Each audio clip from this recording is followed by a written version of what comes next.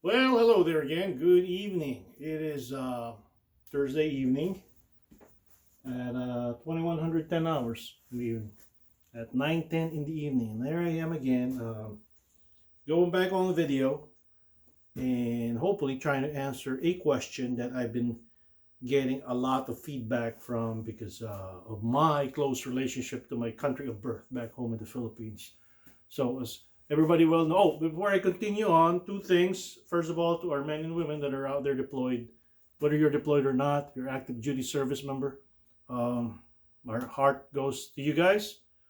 Being retired U.S. Navy, most of my compatriots out here are retired too. I thank you for what you guys do because what you do allows us retired folks to do what we do now. So you guys be careful out there. You take care. If you're deployed, come on home, and we'll be waiting out here. Secondly, um, everybody knows I'm a real estate agent for life, just like I bleed navy blue. So if you do know anybody, active duty or not, if you are transitioning to the Pacific Northwest or leaving, PCSing or moving out, let me know. I'll be out there to help you, whether you're again military or not. All right. It's just that people assume that I'm retired Navy. People think that that's all the folks that I try to assist. No, though roughly about 60-80% of my clientele base are military, that doesn't mean I cannot help people that are not. So, guys, take care and remember that point. All right. So the question, uh, as you can see, I'm in my garage, and this is my headquarters with real estate and everything else. I do have an office in my family room, but this is where I like to goof off, reloading and doing all the nice things that I like to do. Right? I just got done reloading like 80 rounds of 223-556. And then I said, okay, since I got enough material to answer one particular question that's been cropping up, since the United States has decided to embark on a journey back home to the Philippines. I wish I was back in the Navy during those days. A lot of people has been asking me, Marcus, what do you think? Or how is this going to change the political spectrum over there in the Far East? All right, so let's answer that question here. Let me give you guys a brief summary. Um, Being Filipino by birth and being able to come to this country, and I always brag about to most people that doesn't know my history, to my kids, that my first day in America was boot camp for the United States Navy, and that was all I knew. And that is what most of these Filipinos that had joined the Navy knew. No, even by now. So, bias or not, feel free to highlight some of the things that I'm going to say here.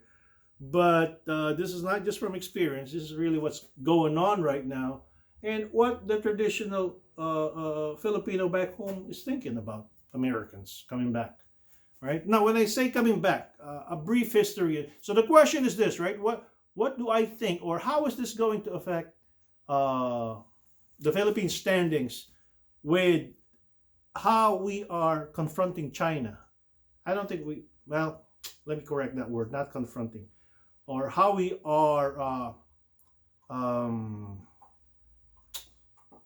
trying to pick the right adjective. Not control, but how are we going to limit China from expanding from beyond the Western Pacific? Okay? And the Philippines really comes into a great play here. For the past, I don't know, 7 to about 10 years, China has been aggressively moving. If you look at the map, take a look at the map of the South China Sea and where our forces stand, right? Uh, the United States 7th Fleet covers, like, my God, more than 60% of the world's waterways. That's a big chunk for, I don't know, 150 vessels, naval warships, etc. And China has been outdistancing us with numerically superior numbers. They now have close to about 500 warships. They don't have to move away from the southeast section where the only waterway of China is, how it's connected to the Pacific. They could just sit all their collective assets there and threaten the world, basically. Threaten 70% of trade going through the Western Pacific. And that's where we come in with our meager resources. Now, if you count all the assets that we have about 320 plus ships, subs, and naval, ocean-going naval assets. That would be enough. But we're not just relegating those assets in the Western Pacific. We have the whole world to address. We have the whole world to take care of. We have the Russians up in the Baltics and the Bering Sea. We have the Middle East, where since the late 70s, we've been sending ships to and from. And I'm tired of that. I'm tired of that. For what? For oil that we could possibly dig in our own country. Yet our service members are the ones paying the heavy price for it, though. So let's go back to the territories of the South China Sea, how it affects American presence in the Philippines. We all know that in any conflict, one nation cannot stand by itself, no matter how strong you are. Great Britain learned that in World War II. The United States learned that in World War II. France learned that in World War I. And America learned that in the great Kuwaiti conflict. Of course, we also learned that with big mistakes in Afghanistan and Iraq, which also Russia learned. And the worst of it all was Vietnam. So now, if you go to the geopolitics of the Far East or Western Pacific, we do have allies. We do have Japan, South Korea, Taiwan, and a certain degree. Those assets by itself, South Korean and Japanese naval and air assets, is a big boon to us. Now we have the Philippines. The Philippines has opened 9 military establishments for forward relocation of U.S. Armed Forces personnel on a rotational basis.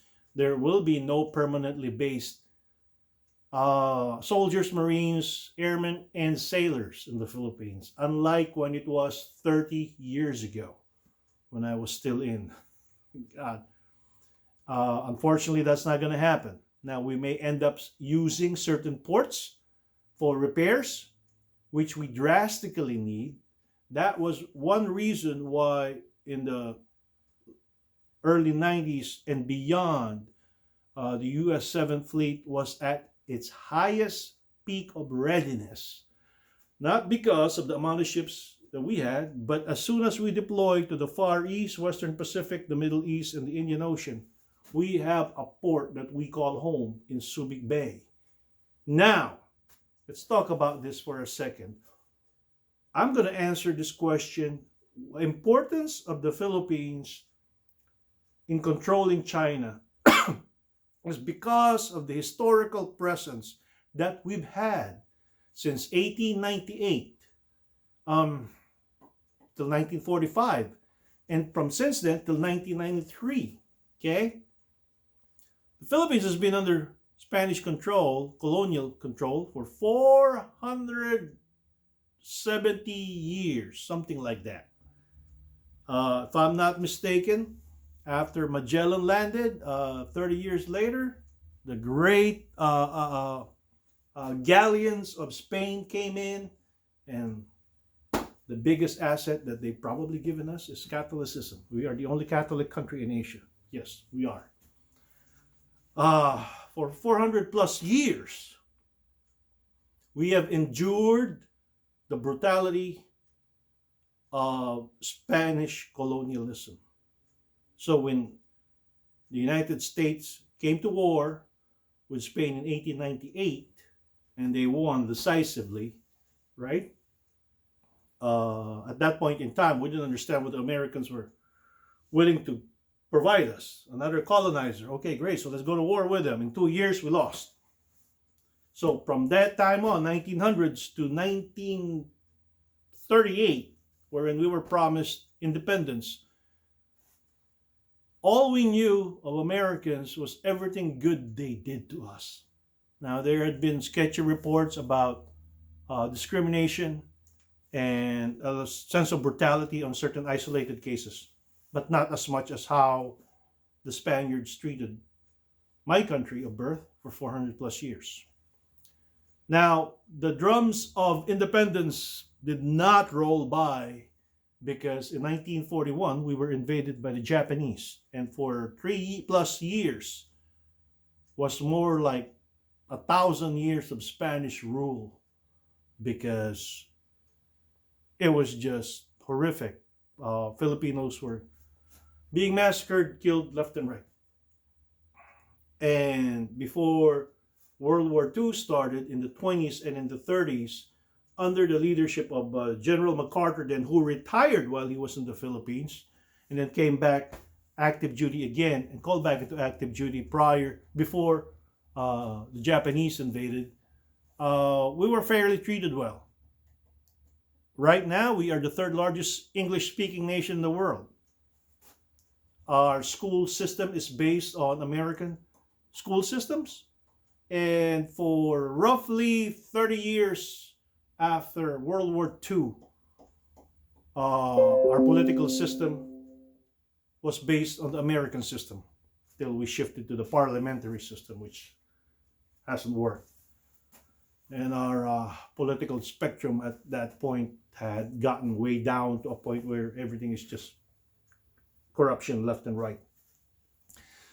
So when the Americans came back, the very essence of coming back to the Philippines in October of 1944 was not really supposed to happen. General MacArthur was in a separate command. There were two commanders at that time, MacArthur and I think Spruance, right? The United States Navy was going through an island hopping campaign, and the Navy was going to bypass the Philippines. But politics prevailed because MacArthur at that time presented the facts that I still don't know how to say it, we, or whoever, because I'm on both sides now. If the armed services bypassed the Philippines, how would your lowly Filipino think about America? Because for 46 years prior to the reinvasion of the Philippines under Japanese control,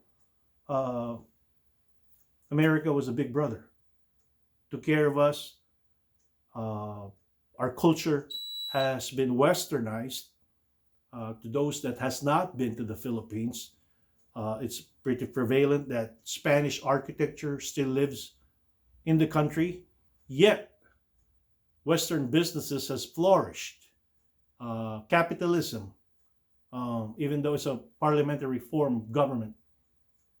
How would your lowly Filipino behave if MacArthur didn't come back? If the Navy didn't land all those soldiers in Leyte Gulf? If the Navy did not battle the 3 battle groups that were about to destroy the landing fleet in Leyte Gulf? If we as the U.S. Armed Services, did not participate in stopping the Japanese military power in the field, how would we behave? And that was when the decision was made to come back to the Philippines. That was 1944 October. And ultimately, after 1945, after the Japanese surrendered, independence was granted. I do believe under President Rojas or Quirino. My Philippine history is already a junk up here, so you'll have to pardon me. You'll have to correct me. From then on, right? I know this is pretty lengthy, so bear with me on this. From then on, the Marcos era came up, and communism was starting to grow some grassroots in the hills. Muslim extremists were rampantly going across province to province in the south, and it was an excuse for the then late President Marcos to enact martial law.